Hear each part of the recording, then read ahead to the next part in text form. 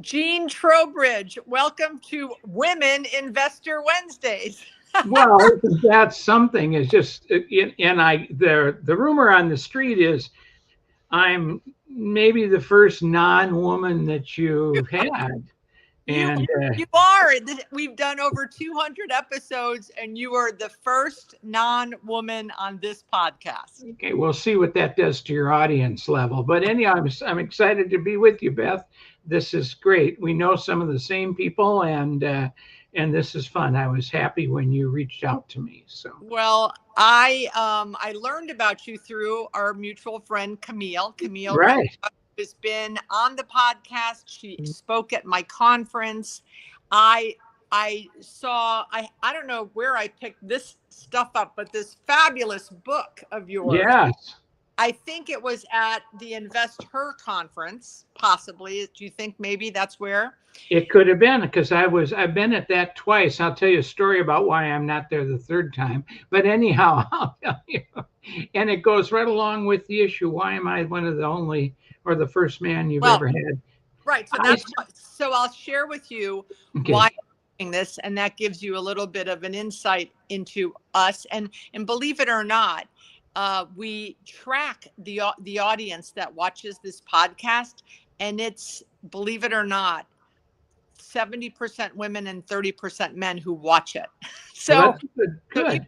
It's only women investors usually on the podcast. We have a lot of men. We had a sister team who buy shopping centers, and they were on the podcast about 6 or 7 months ago. And the next day they had 3 male investment sale brokers call them with deals, and they actually bought one of them. So isn't that great? Welcome all audiences. But so let's back up. So during COVID, so I own shopping centers in South Florida. I have a small portfolio. I just sold a deal last month, so I'm down to 3 shopping centers. They're worth about $70 million.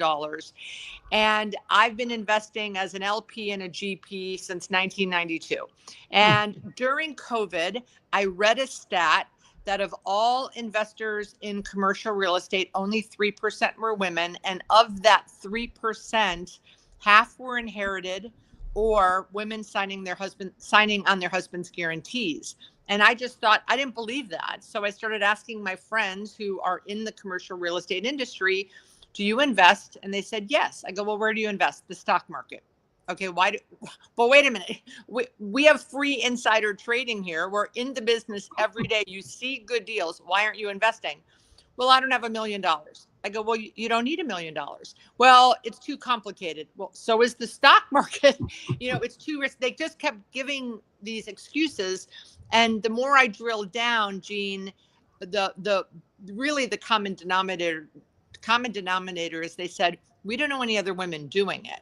So I said, aha. So that is a problem I can solve. So I did a virtual summit online during COVID where I interviewed women investors. They went into little breakout rooms. They did, they talked about underwriting for mobile home parks and self-storage and retail.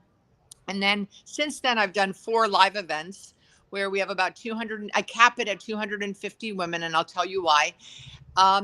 And what I've learned is the first 3 years we talked about overcoming fear. How the conference goes is I interview women who are investors in all different asset classes. And then again, just like the virtual, they go into breakout rooms and women learn how these other women that are doing it underwrite deals, syndicate deals, yada, yada, yada. Last year, the theme, I said, if you're still here coming and we're still talking about overcoming fear, don't come next year because, been there, done that. This year is so last year's the theme was think bigger. And this year the theme is buy the block.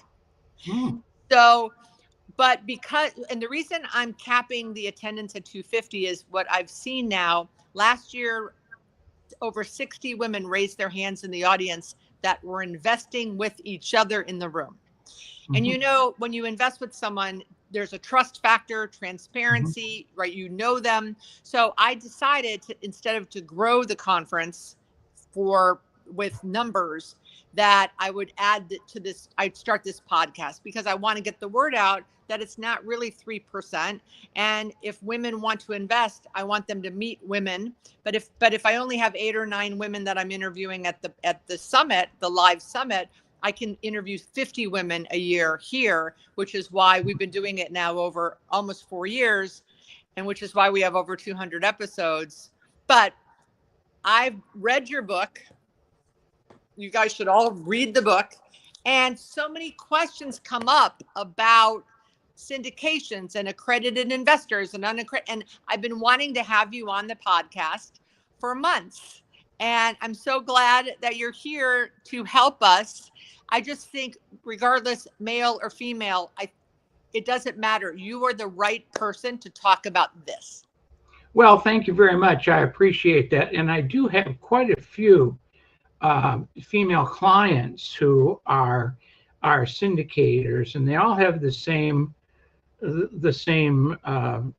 makeup. I think that if you were to ask me, what do I think about what it takes to be a general partner in the business as a woman, I kind of think that many of you were never trained to be entrepreneurs.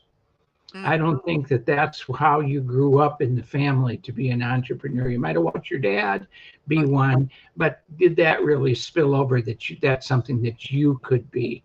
And I think you have to be an entrepreneur, like you talked about the people we know that are doing it. Those are ball buster women. They're out there doing it, and they don't have any trouble raising money.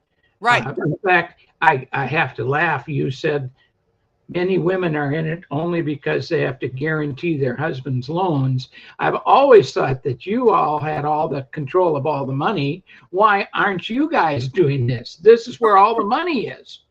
And I think that's really the truth. And I don't, you said that the women they like to invest where they know the other women and there's trust.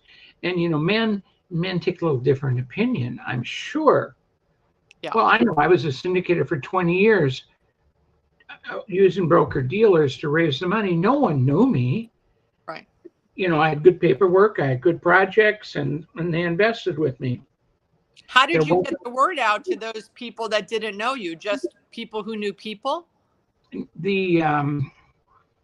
I used broker dealer firms to raise my money. Oh, gotcha. And the registered reps had all the relationships.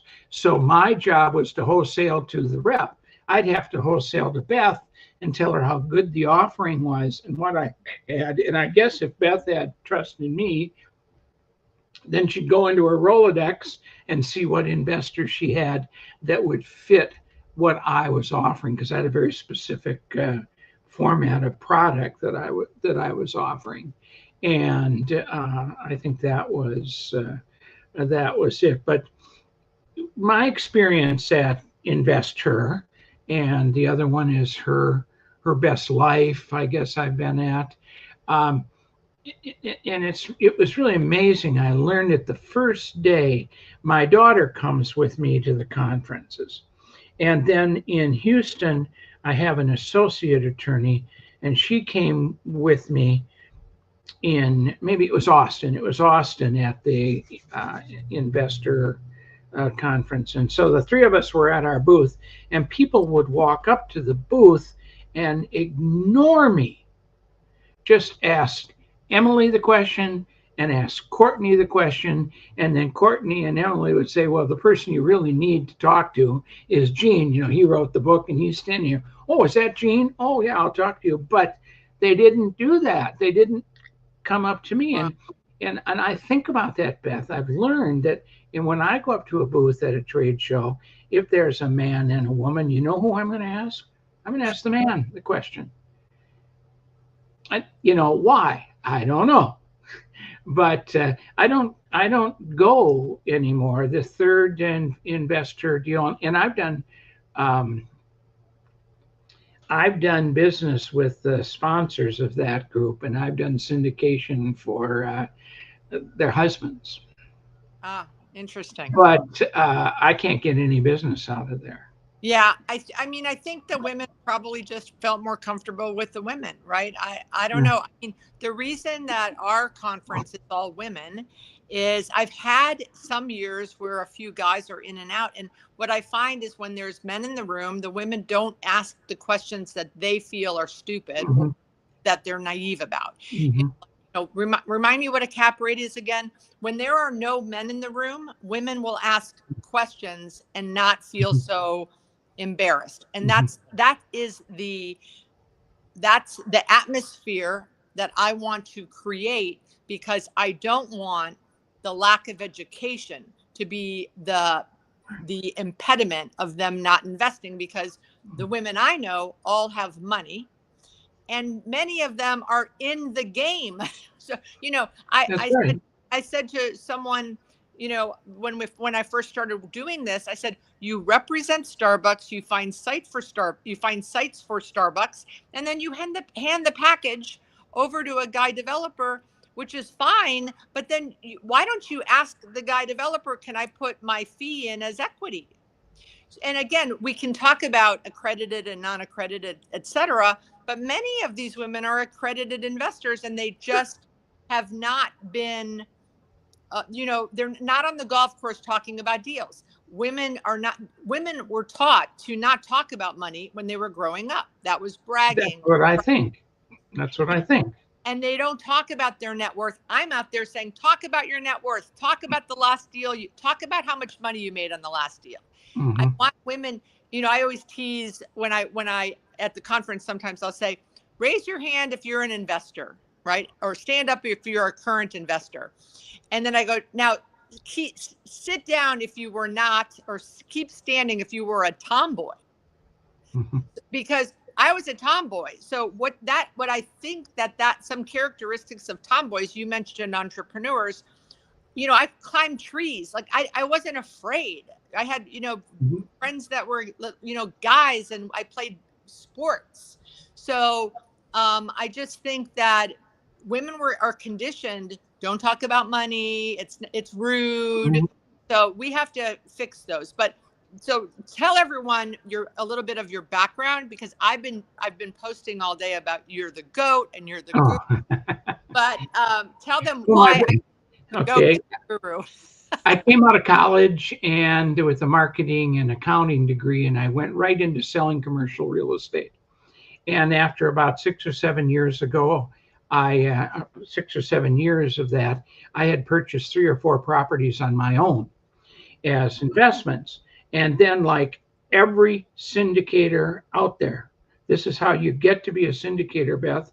You find a property that you want, and you either don't have enough money to buy it yourself, or if you do, you don't want to put all your money in one property and be the lone wolf.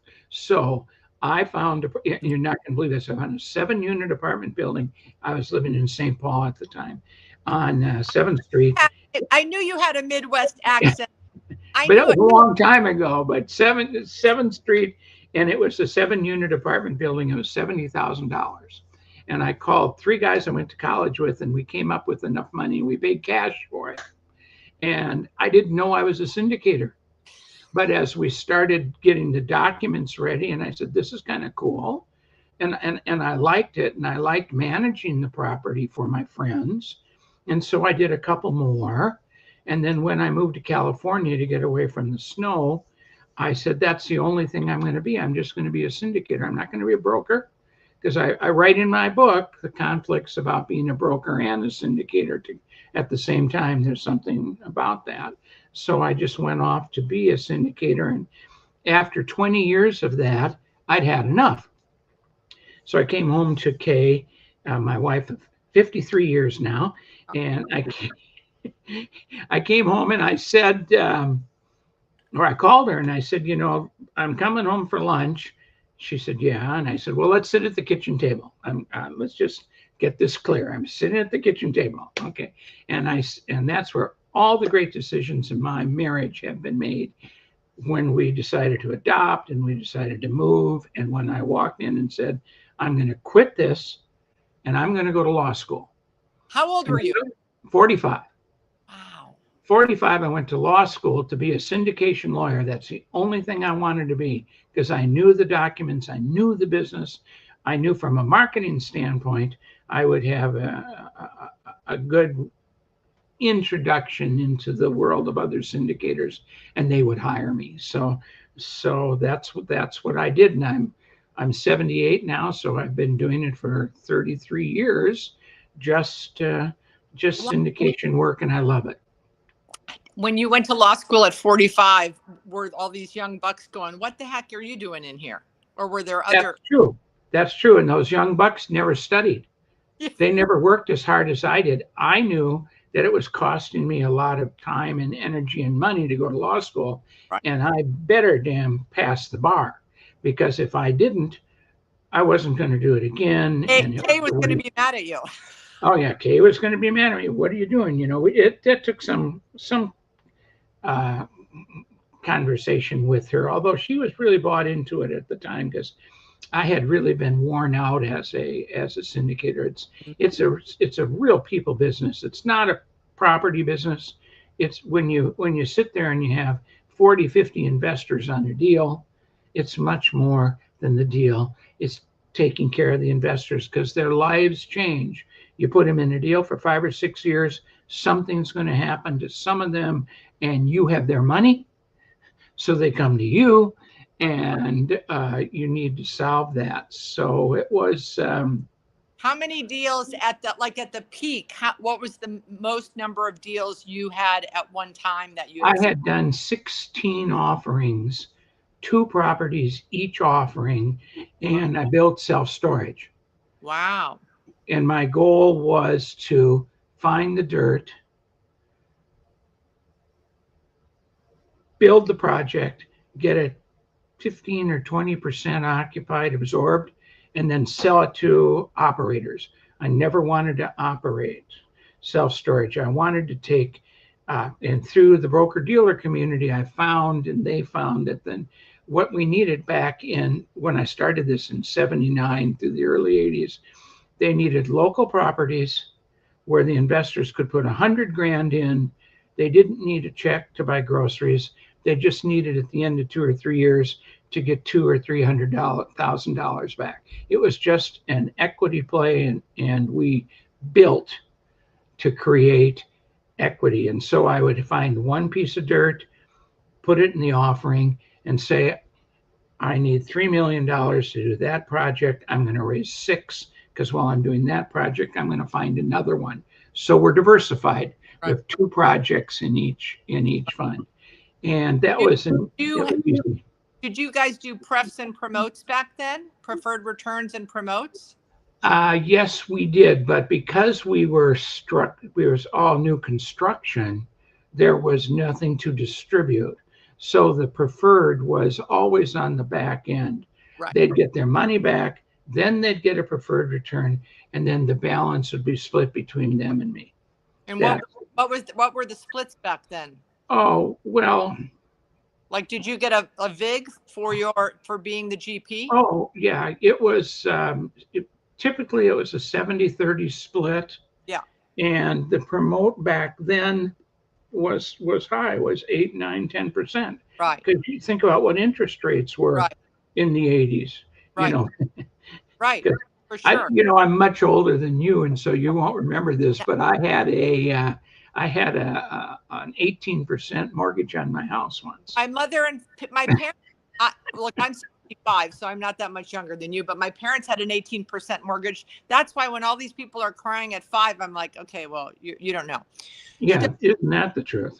Yeah. So, broker dealer, does that exist today? Like when I go buy absolutely. Oh, I don't even know about this. Like if what they exist. I buy a deal, I put together a package. I send it out to my accredited investors, and I say, I'm raising $3 million. I have 30 days due diligence. I need the money in about 18 months ago, I was buying this deal, and it was I was buying it for 2.65. I was raised $3 million in 4 days. Sure. But, what are broker dealers? The question is, a book I read once, the guy went to this art dealer, and he said, I have this painting I need to sell. And the art dealer says 30% commission. And I says, okay. And by the time he got home, the art dealer called him and says, I have your painting sold. And the guy said, 30% commission. It took you an hour.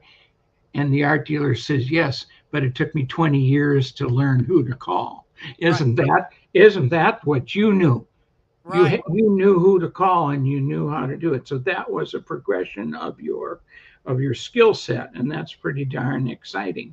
But there are women out there that don't have the community of investors that I do, so they can hire these broker dealers to help them, but they'll have to pay. No. Oh, when okay. I was doing it, there were master limited partnerships, Consolidated Capital, and all those big companies around, and they were all doing national real estate, and the broker dealers were selling their stuff. My market was 3 counties in Southern California. All my investors came from Southern California. They wanted to drive by the project, and they wanted to put $100,000 in. The other guys were doing it $20,000 a time. Well, I had a totally different market that we drove to, and that was fine. But in the late 80s, REITs came to the marketplace, and the problem with selling limited partnerships, even today, especially back then, is the lack of liquidity. How do I get my money out? Yeah. Well, a REIT is designed for liquidity.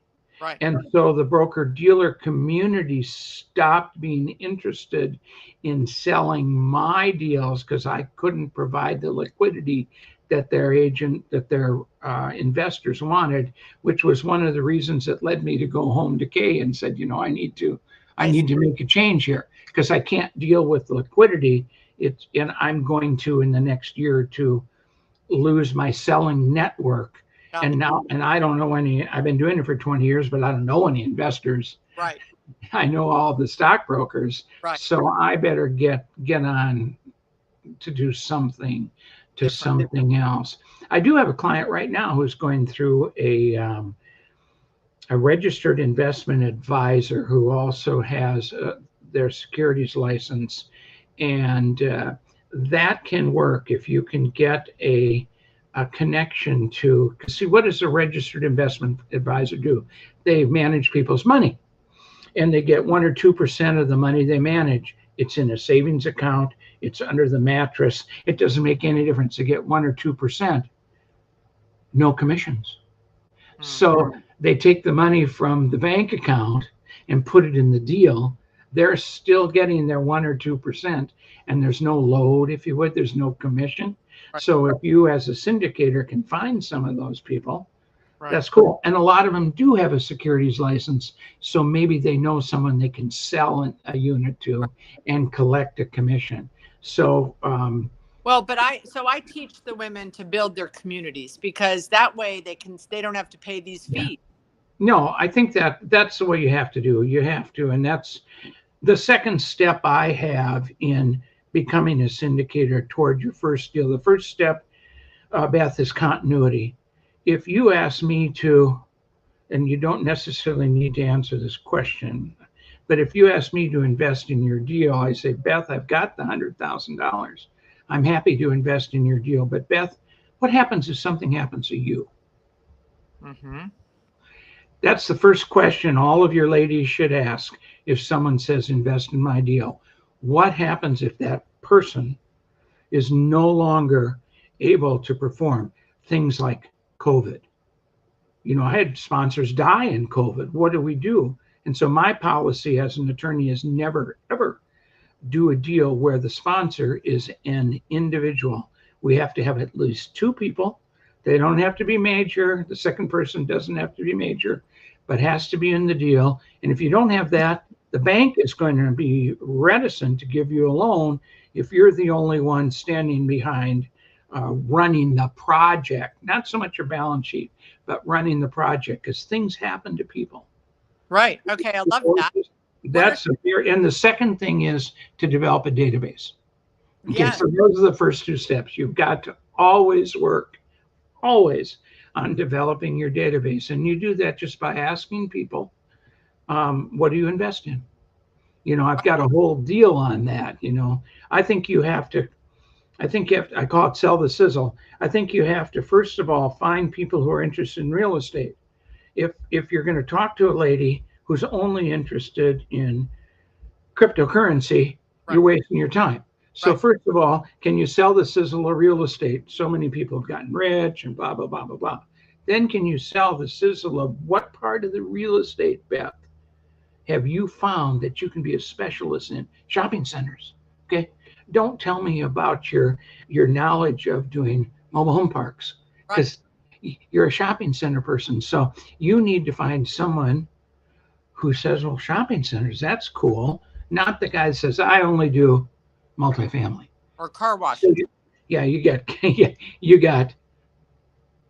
got the sizzle of the real estate, the sizzle of Beth's part of the real estate, the sizzle of the team that Beth has put together that will work on the deal to unlock the benefits that Beth is promising to the investors, right? Absolutely. And the last thing is, here's the offering documents. So what? I started in the business going it absolutely backwards. Beth, I just met you. That's really nice. You know, I've got an offering here. So what? Why would Beth be interested in my offering? She doesn't even know me. Right. And I don't even know if she wants real estate. Right. Or if she wants shopping centers. Or in my case, do you want to invest $100,000 in building self-storage? Not everyone wanted to do that back in the 80s and 90s. So I think that's very, very important. And so that's how you build your database, your group, if you would call it. I call it a Rolodex, but I'm a little older than you. You build your group of people who are interested in real estate, interested in your part of real estate. Now, you have people who stand up in your room. They all don't do shopping centers, right? No, it's all different asset classes. So they need to build their group on people who sell this, like the sizzle of that product type, and not worry about the rest of everyone else. You can't sell your product to everyone you meet. It just doesn't. It just doesn't work. You know, you said car washes. Well, you know, she's doing car washes because she's selling tax benefits. Who the hell would want a piece of crappy real estate that looks like a car wash? You know, unless you know that you're doing really well with tax benefits. And I will tell you that I was there in 1986. When Tax Reform Act came out and created passive and active investors and destroyed the 3-to-1, 4-to-1 tax write-off. People were buying buildings in Houston. This was the story. Office buildings in Houston with not a possibility of a tenant ever going in there, but they got a 3-to-1 write-off, which is all recaptured when the product is lost and foreclosed on. Big deal. Yeah. I guess the time value of money, you get the write-off now and then you pay back the recapture later. Isn't that great? So I'm not crazy about all these deals that are strictly on tax benefits, but in the car wash industry, they're revenue generators. So that's good too. You get distributions. So that's fine. So tell us, so is there there's something coming out about non-accredited investors? Oh, I've heard all that. I've heard all that for years. You know, the accredited investor rule came out in 1981, and it said $1 million you're accredited. Well, yeah, if you had $1 million in 1981, you probably had some money. And if you made $200,000 a year, you did now. When the accredited investor rule came out, 3% of the households in the United States were accredited. Wow. 3. And the IRS and the SEC said, well, we can assume that risk. That's okay. Those people really have some money.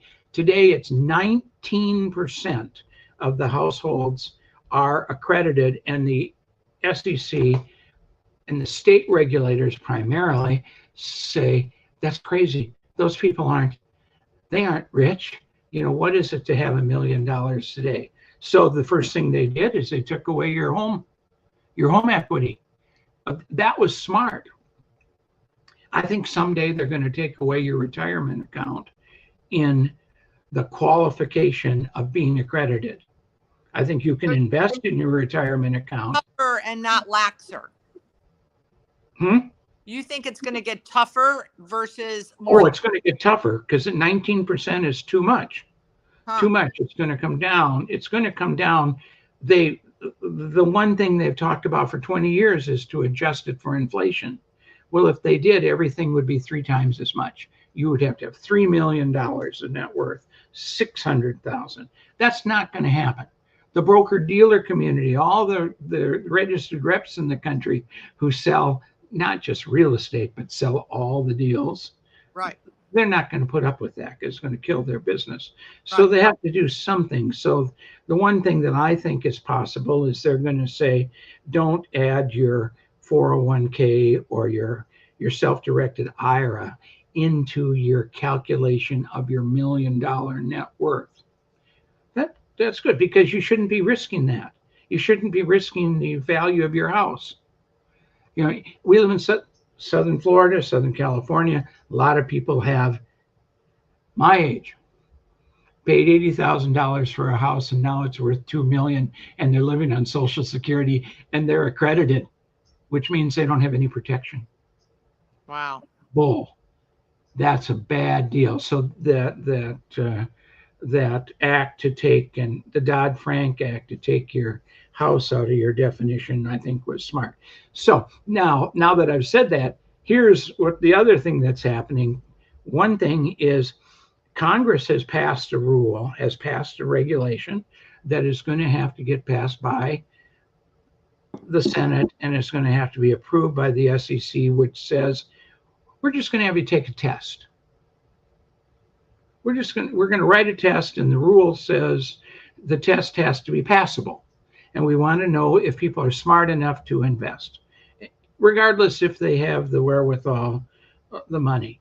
Well, I go to these conferences where I hear the SEC regulators and the FINRA regulators say, we don't want to write that test. We don't want to administer that test. That's a terrible way to know if someone's capable of losing their money. Plus, if you're going to invest in multifamily, what test are you going to take?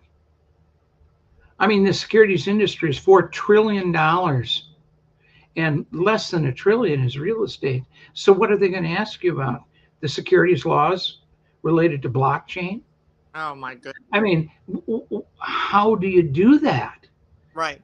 How do you do that? So that's one of the things that I think that they have done. And then another thing I think they've done is if your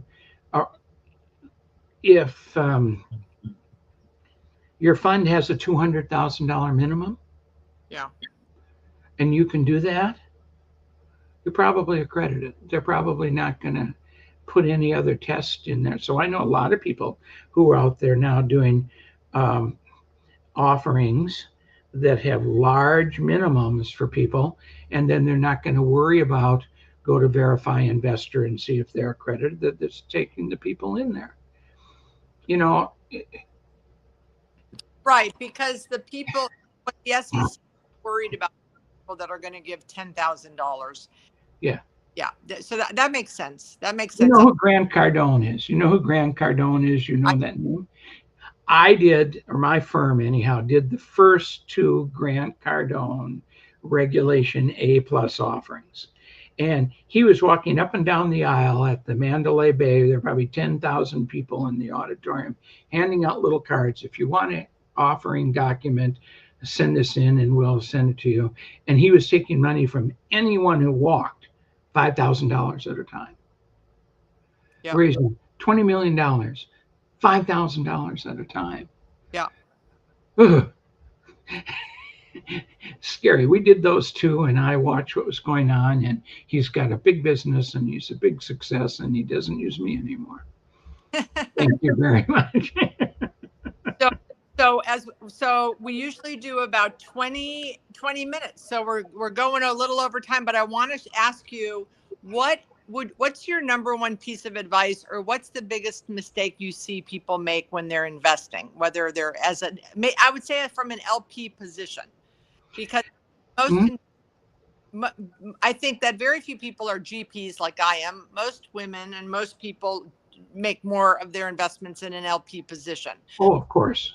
Advice. Well, I think not reading and understanding the documents is the number one thing. They invest because of Beth, which is pretty strong reason to invest. Okay, but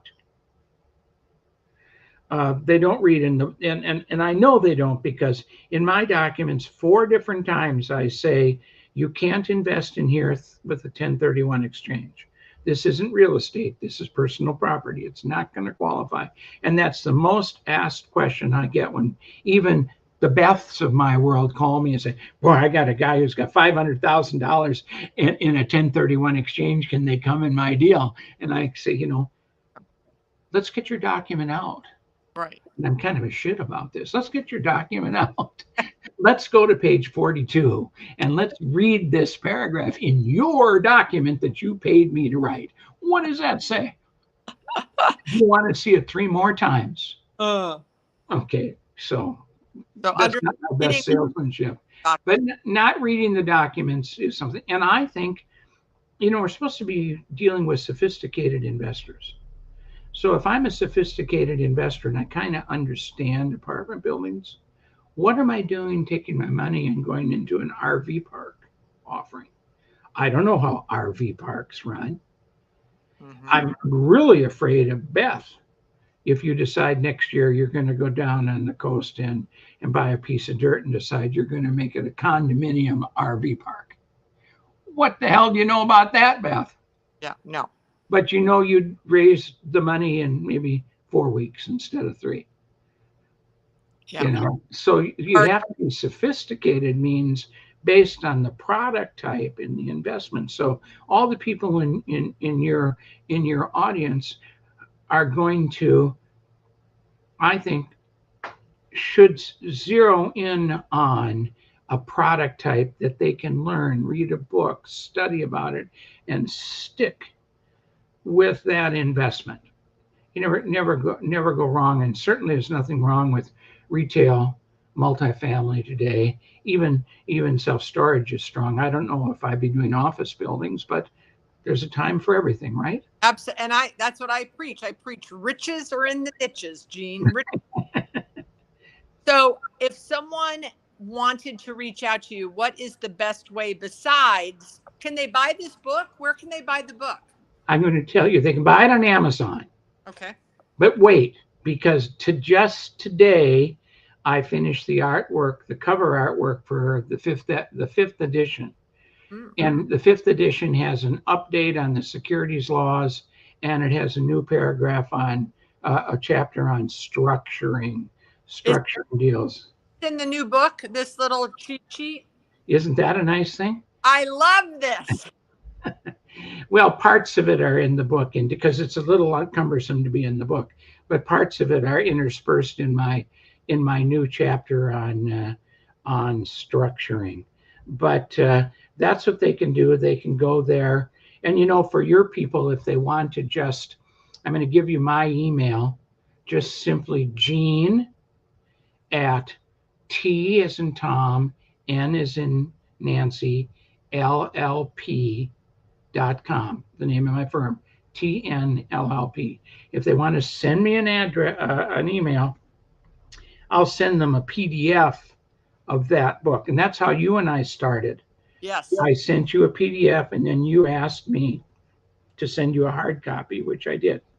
Yeah, I have it. It's autographed. No, it's not there. So, well, I can't do that with the PDF, but if you send me an email, I will send you a free PDF of version 4. I'm not quite ready to do that with version 5 yet, but that's how we do it. And then my YouTube channel is probably the best way to learn what I do, because I've always been in education-based marketing, and I have a lot of YouTubes up there that talk about. Is the YouTube under your name? Yes, under Trowbridge. Okay, awesome. Gene, it's been such a pleasure. I'm very happy to give you the honorary male guest on the Women Investor Wednesday podcast. Of the month of January, right? Yes. Probably going to get a lot of men asking to come on this podcast now, but you're special. Good for you. Well, someday when you come up with a little more, this was kind of far ranging, but if you come up with a little more specific deal in 4 or 5 months, ask me back and we can deep dive into something, something specific that your people would like to know about. I'd like to be a resource to you and all your listeners, Beth. Thank you, Jean, so much. Thank you for being here and being on the Women Investor Wednesday podcast. Thank you so much. Thank you. Bye. Bye-bye.